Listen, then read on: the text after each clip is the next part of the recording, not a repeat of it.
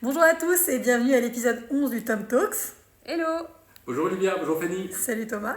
Aujourd'hui, on va vous parler des peintres américains de la deuxième partie du XXe siècle, parce que, après la guerre, c'est l'Amérique qui prend le pouvoir. Exactement. Là où Paris et Londres étaient les capitales du monde de l'art et du marché de l'art, après la Seconde Guerre mondiale, l'Amérique prend le pouvoir.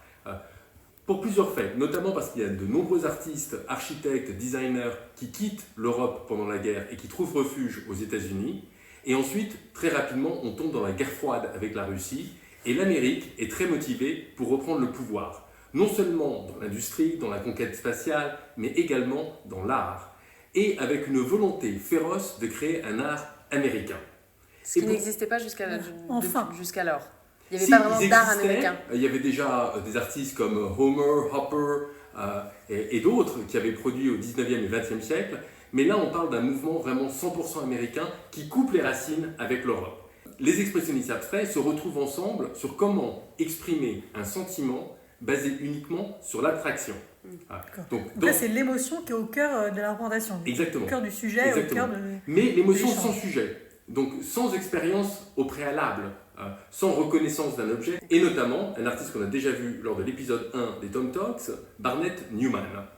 Barnett Newman avec une composition qui s'appelle « Qui a peur du rouge, jaune et bleu » de 1961, qui est un tableau qui se trouve au musée Stedelijk à Amsterdam, et qui est une énorme composition qui fait 5 mètres de long et qui est entièrement rouge, à l'exception de 2 traits verticaux, bleu et jaune. Et l'idée de Barnett Newman, c'est d'exprimer un sentiment à travers les aplats de couleurs, comme Matisse l'avait fait déjà avec la conversation, mais avec des aplats de couleurs absolument parfaits et énormes qui s'imposent au spectateur et qui imposent un sentiment.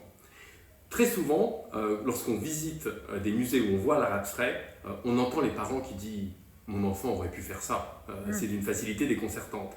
Et en fait, c'est assez extraordinaire parce que ces artistes qui ont essayé de produire une émotion, Barnett Newman notamment avec ses grands aplats de couleurs et cette juxtaposition entre 2 couleurs primaires et le pouvoir qu'elles ont l'une sur l'autre, ces tableaux justement expriment des sentiments qui ont été extrêmement violents également. Figurez-vous que ce tableau qui est au musée Stedelijk, dans les années 80, qu'est-ce qui s'est passé? Un visiteur du musée, un artiste raté figuratif, a pris son couteau et a déchiré le tableau. Et il a passé 7 ans en prison, où il a déclaré que c'était une manifestation contre l'art abstrait en disant que c'était trop facile. Et lorsqu'il est sorti de prison, je crois 7 ou 8 ans plus tard, il est retourné au Stedelijk avec un couteau, le tableau n'était pas exposé, donc il a trouvé un autre Barnett Newman qu'il a déchiré de nouveau. Donc il avait vraiment une dent contre Barnett Newman. Une dent contre Barnett Newman et une dent contre l'abstraction, parce que le sentiment que c'est de l'art usurpé, que ça n'a pas sa place. C'était un avis assez partagé par la majorité des gens à l'époque, ou pas? C'est comment a été accueillie cette abstraction très poussée en fait, parce que là on est au bout de l'abstraction. Totalement incomprise, et même Barnett Newman le savait, parce que le titre du tableau se réfère à « Qui a peur du grand méchant loup ?» en faisant un tableau qu'avec des couleurs primaires et de très grands formats, comment peut-on susciter une réaction aussi violente des gens et aussi incomprise, tandis qu'il suffit juste de regarder la couleur et de voir ce que la couleur a comme effet sur soi, sur ses sentiments, sur sa réaction et sur ses états d'âme. Et c'est vrai que ce sont des tableaux extrêmement puissants, très surprenants, très inhabituels, et qui nous rappellent un petit peu les énormes formats que Claude Monet avait utilisés à l'Orangerie, où finalement le tableau s'impose à vous de par son format et de par la force de ses couleurs. Et si on regarde d'autres artistes, comme par exemple Mark Rothko, qui est peut-être l'artiste le plus connu, dans une autre composition, cette fois-ci de 1961, qui est celle qui a fait le record du monde chez Christie's il y a quelques années à plus de 86 millions de dollars. Là, on voit qu'au lieu d'avoir justement cette frontière établie entre 2 couleurs pour susciter une émotion, ils font les couleurs l'une sur l'autre et ils créent des paysages un peu imaginaires où on essaye de voir une ligne d'horizon parce qu'on a l'habitude de le faire, mais là aussi, c'est les contrastes de couleurs qui vont nous nourrir une émotion et qui vont nous faire parvenir son idée de ce qu'il souhaite communiquer. C'est intéressant parce que Rothko aussi, comme Barnett Newman, était identifié avec ce nouveau groupe purement américain dans le but d'imposer une peinture anti-européenne et qui coupe complètement les ponts avec l'Europe. Et qu'est-ce qui se passe en Europe à ce moment-là? En parallèle, en Europe, il y a d'autres artistes qui commencent à prendre forme, tels qu'on voit Dubuffet, tels que Fautrier, tels que Nicolas de Staël. Mais ces artistes, étonnamment, n'ont pas le succès. On sent que l'Europe est déjà fatiguée. L'Europe est fatiguée parce que Paris a déjà eu Picasso, a déjà eu Matisse, a déjà eu les fauvistes, a déjà eu le cubisme, a déjà eu les impressionnistes, les post-impressionnistes, a déjà eu 5 siècles d'art en continu qui a dominé le monde. Et on voit que cet art contemporain, ils ont trop de mal par rapport à l'historique de leur passé, en fait, pour accepter l'art moderne. L'Amérique n'a pas tout ça. L'Amérique est un pays jeune, est un pays frais, qui peut beaucoup plus accepter l'abstraction que ne l'a fait l'Europe. Et du coup, c'est les Européens qui suivent un peu les Américains. Donc là, c'est vraiment la tendance aussi à lâcher dans l'inspiration. Exactement. L'Europe aura une production, évidemment, qui continuera, mais c'est vraiment l'Amérique qui prend le pouvoir. Et un autre artiste qui est très important et qui a exprimé de façon très différente son abstraction et ses sentiments, c'est Jackson Pollock, qui lui ne joue pas avec la couleur, mais joue avec la méthodologie de peindre. C'est-à-dire qu'il ne peint plus avec un pinceau, mais il peint avec un bout de bois qui trempe dans la peinture. Il va faire ce qu'on appelle du action painting et du drip paint, c'est-à-dire qu'en faisant des mouvements, il va pouvoir jeter l'huile sur la toile qu'il mettra par terre et après découper les compositions qui lui semblent être équilibrées. Et ça va être très très important aux États-Unis parce que ça va devenir vraiment une œuvre politique. C'est-à-dire qu'on sait que le gouvernement politique et le FBI aux États-Unis vont faire une énorme promotion de l'art américain en pleine guerre froide pour identifier cet art avec l'Amérique et avec le patriotisme américain. Et ça, c'est très très très important. Donc ils vont pousser l'œuvre de Pollock en avant sciemment pour montrer, regarder... Et ça va marcher. Et ça va marcher parce que c'est une rupture, non seulement dans la technique, comme tu viens de dire, mais aussi c'est la première fois qu'il n'y a pas de composition au préalable. C'est-à-dire que c'est complètement automatique. Et ensuite, on va essayer de trouver la composition. Et Jackson Pollock va dire qu'il s'est influencé lui-même de l'art indien, des Indiens d'Amérique, qui effectivement, apparemment, faisaient le même type de peinture, et que donc lui peut dire que non seulement son sujet est américain, mais le traitement de son sujet aussi trouve ses sources aux États-Unis. Donc c'est vraiment l'artiste 100% américain. À tel point qu'aux États-Unis, dans les écoles, au lieu de montrer un tableau européen comme la Joconde aux enfants, on va montrer un Jackson Pollock, et ils vont s'identifier avec cette œuvre américaine. Les expressionnistes abstraits, de par la taille de leur tableau, de par la singularité de leur méthodologie, se sont vraiment identifiés en tant que groupe.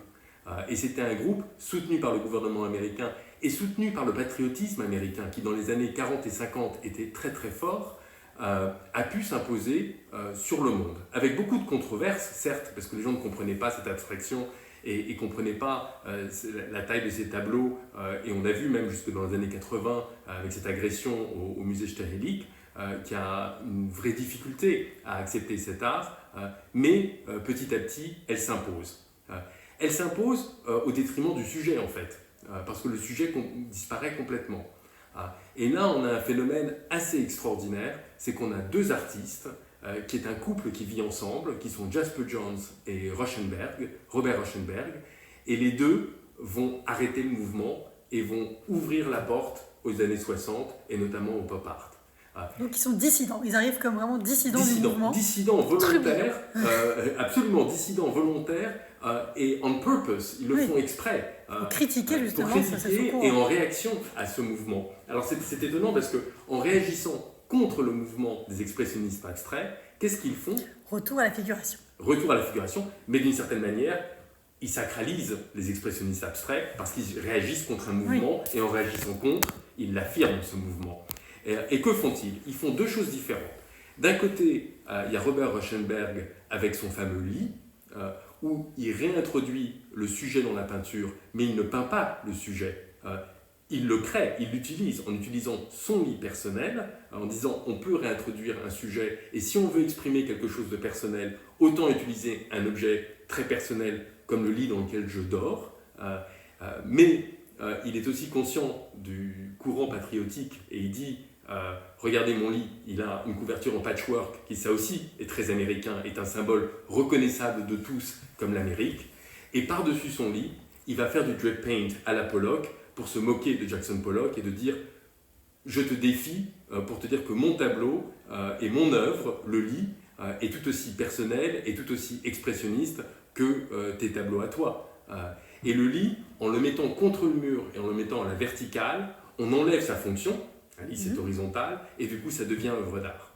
Évidemment, dans les années 50, ça fait scandale. Mais du coup, c'est un peu le nouvel urinoir de Duchamp ou... Exactement. On reprend justement le mouvement Dada, on le réinterprète avec des ready-made, Et Jasper Johns et Rauschenberg ont un sentiment d'authenticité, parce qu'ils ne mentent pas. Ils réintroduisent le sujet, mais ce n'est pas l'illusion du sujet, c'est un vrai sujet, c'est un vrai objet. Un vrai objet qui symbolise et qui est très identitaire. Jasper Johns va faire la même chose lui, et je voudrais vous parler d'un tableau qui est célèbre, qui se trouve au musée Whitney, qui sont les 3 drapeaux, qui sont 3 drapeaux américains superposés, qui sont très intéressants, parce que là, Jasper Johns joue de la perspective, c'est-à-dire qu'en mettant le plus petit tableau en premier plan et en agrandissant les tableaux, il crée une perspective inversée. Donc il crée l'illusion de la perspective inversée, mais de façon sculpturale, en vraiment mettant les 3 tableaux. Donc là, c'est en volume en fait, on se rend pas bien compte. Oui, c'est en volume. Oui, c'est 3 tableaux avec 3 châssis qui sont superposés les uns sur les autres. Et surtout, il peint avec l'encaustique. Donc il peint aussi avec cette surface très très bizarre fait avec de la cire. Et sous ces aplats de cire et ces couleurs, il introduit des journaux de l'époque qui montrent les tensions raciales aux États-Unis, la guerre à venir, et qui a un message politique, mais qui est caché derrière ce symbole omniprésent qui est le drapeau américain, qui ne comprend que 48 étoiles et non pas 50, parce qu'il manque encore Hawaï et l'Alaska. Donc c'est aussi inscrit dans son temps. Et c'est un tableau absolument extraordinaire et qui touche tout particulièrement le patriotisme américain tout en le dénonçant, en disant c'est pas tout le drapeau américain, mais quel est le message sous-jacent, quels sont les problèmes de notre société, etc. etc. Là où justement où Rauschenberg, lui, va ajouter des sculptures physiquement dans ses compositions, donc quand il veut montrer du patriotisme, il va prendre un aigle empaillé qui va coller sur son tableau. Jasper Johns, lui, va peindre, mais il va peindre des sujets qui existent uniquement en deux dimensions, sans tricher, c'est-à-dire le drapeau américain, les cartes des États-Unis, la cible, quand il veut dénoncer la guerre, il fait une cible qui, par nature, est de 2 dimensions, ou alors des chiffres au pochoir qui, eux aussi, dans leur réalité, n'existent qu'en 2 dimensions. Donc il ne va jamais créer l'illusion de la perspective. Et là, on est en pleine guerre froide encore. On est en pleine guerre froide, c'est vraiment, c'est les années 55-60, c'est là où vraiment intervient pendant les 6 années où Jasper Johns a vécu avec Rauschenberg, où ils produiront chacun leur chef-d'œuvre absolu. Tout ce qui sortira de l'atelier à ce moment-là sera chef-d'œuvre après chef-d'œuvre après chef-d'œuvre. Et qui s'inscrit vraiment dans une transition qui met fin aux expressionnistes abstraits, mais qui ouvre la porte à un des plus grands mouvements américains et un des plus grands mouvements de l'art du XXe siècle tout court, qui est le pop art. Un groupe de jeunes artistes qui vont tous être représentés par Leo Castelli, la grande galerie Castelli, qui est certainement une des plus grandes galeries de la seconde moitié du XXe siècle. À New York. Il va prendre des jeunes artistes qui viennent tous du monde de la publicité, qui sont des publicistes tels que, le plus célèbre de tous, c'est Andy Warhol. Et Andy Warhol va utiliser la réintroduction du sujet de Jasper Johns et de Rauschenberg pour réintroduire un sujet populaire et un sujet qui vient de la publicité, et notamment ces boîtes de conserve Campbell, le fameux tableau des 32 boîtes de conserve Campbell qui se trouvent au MoMA aujourd'hui.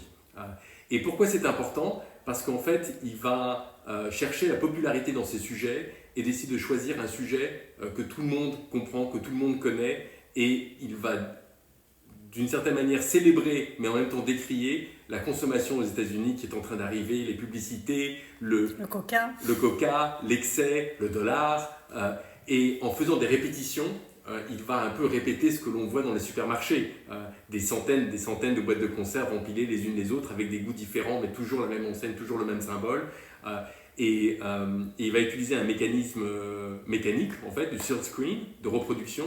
Mais ce qui est très intéressant, c'est qu'à chaque fois, il va rajouter sa touche de peinture. Donc, dans cette idée de publicité et de répétition et d'image qui est instantanément reconnaissable et qui est un symbole des États-Unis, parce que la boîte de conserve Campbell, c'est la base des États-Unis au même titre que le dollar, au même titre que la bouteille de coca, en même temps, il va la rendre beaucoup plus artistique parce qu'il va légèrement transformer chaque canette et il va laisser sa trace.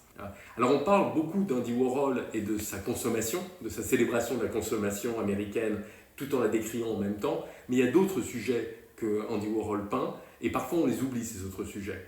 Et on voit justement que Andy Warhol, malgré le fait qu'il est complètement américain et qu'il se concentre sur une œuvre entièrement américaine, il n'hésite pas à retrouver des traces en Europe et notamment de faire toute une série de tableaux tout au long de sa carrière qui ont à voir avec des natures mortes hollandaises du XVIIe qui parlent de quoi? Qui parlent de la mort. Et en fait, la mort devient un sujet chez Warhol qui l'américanise, parce que ça n'a plus aucun sens de faire une grande nature morte avec un crâne, avec une bougie éteinte, avec tous les symboles de la mortalité et du temps qui passe.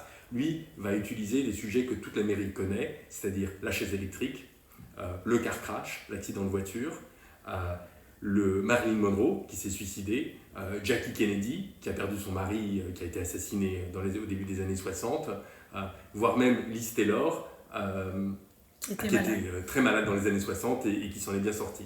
Et il y a un autoportrait extraordinaire d'Andy Warhol où on le voit lui, avec sur son front, il y a un crâne qu'il a peint par-dessus son front qui montre bien que la mort est là dans son esprit, que c'est un sujet qu'il souhaite traiter aussi dans sa peinture et qui est peut-être moins connu aujourd'hui. Et c'est ce qui m'embête toujours sur le pop art, c'est j'ai toujours l'impression que le public minimise la contribution du pop art à l'art. Oui, que c'est que de la légèreté, voilà. C'est coloré, c'est flashy. Et le voit comme des images immédiatement reconnaissables, donc justement on ne les regarde pas assez. On a tendance à voir simplement l'image et pas regarder de près. Et un autre artiste, pour illustrer ses propos, un artiste célèbre qui lui a utilisé un autre langage complètement, c'est Roy Lichtenstein, également représenté à la Galerie Castelli. Et Roy Lichtenstein, lui, va utiliser le monde de la bande dessinée. Donc il va emprunter des vignettes de bande dessinée existantes des années 60. En général, il va transformer le texte dans la bulle ou il va enlever la bulle. Mais comment il fait? C'est quoi le processus technique? Il va prendre des toiles en général de grand format, blanches, donc en général 1 mètre sur 2, mais assez grand format, et il va utiliser des plaques en fer avec des trous dedans, et il va peindre ces petits trous, un peu comme Seurat l'a fait, mais surtout, c'est un procédé de bande dessinée qui est très connu aux États-Unis, qui est entièrement américain, qui s'appelle le Band-Aid dot, qui est une technique de petits points pour faire des bandes dessinées et pour pouvoir avoir ces fameux aplats de couleurs. Et donc quand on se rapproche de la toile, on voit ces petits points, mais on voit qu'ils ne sont pas à la main. C'est ça ce qui est intéressant, c'est que contrairement au Band-Aid dot qui était industrialisé pour la bande dessinée et la publication, d'impression en fait. des impressions exactement, lui va le faire à la main. Et toutes les petites erreurs nous rappellera que c'est un grand peintre. Et il va faire des sujets extraordinaires, notamment un de mes tableaux favoris, c'est In the Car, dans la voiture, de 1963, où avec ce langage très basique de la bande dessinée, il va nous exprimer le statut social de la voiture, la relation dans le couple entre femmes et hommes, la notion de la vitesse, des futuristes italiens du début du siècle. Il va reprendre tous ces éléments et il va nous créer une composition qui, à prime abord, est amusante, mais en fait qui cache plein de codes de la société américaine sur la classe moyenne américaine et la consommation de la voiture, de la vitesse. Elle porte un manteau de fourrure. C'est un tableau assez extraordinaire. Elle a ses perles. Exactement, elle a ses perles. Et lui a ce regard du patriarche, macho, du le dominant, mâle alpha. le mâle alpha qui a la belle voiture Qui a et qui va très réussi vite. aux États-Unis. Et encore une fois, ça aussi, c'est des tableaux où on se dit, c'est de la bande dessinée agrandie, c'est comme ça que c'était perçu à l'époque. Et 60 ans plus tard, comme les tableaux de Warhol, comme les tableaux de Lichtenstein, ils sont absolument des symboles des années 60, de la même façon que le cubisme symbolisait un mouvement au début du siècle, ou le fauvisme, et ça inscrit vraiment le pop art au premier plan. Et tout le point commun quand même qu'ont tous ces artistes de la Seconde Guerre mondiale, c'est aussi cette notion de format dont on a un peu parlé, mais c'est aussi le gigantisme américain qui se retrouve dans cette volonté de s'imposer en énorme avec sa grosse voiture, son gros burger et ses énormes tableaux, quoi. Est-ce qu'enfin, c'est le moment où les États-Unis arrivent à imposer au monde leur vision de l'art? Ils auront du mal, parce que là aussi on va le décrier, on va dire c'est trop facile, c'est de l'appropriation, mais on va avoir des mouvements suite au pop art qui vont s'inscrire dans la lignée, si je peux dire, de l'histoire de l'art, en continuation de ces deux précédents mouvements qui sont les deux colonnes vertébrales en fait de l'art américain du XXe siècle. Génial. Merci 1000 fois. Merci à vous deux et à la semaine prochaine. À la semaine prochaine. Salut Toto. Salut.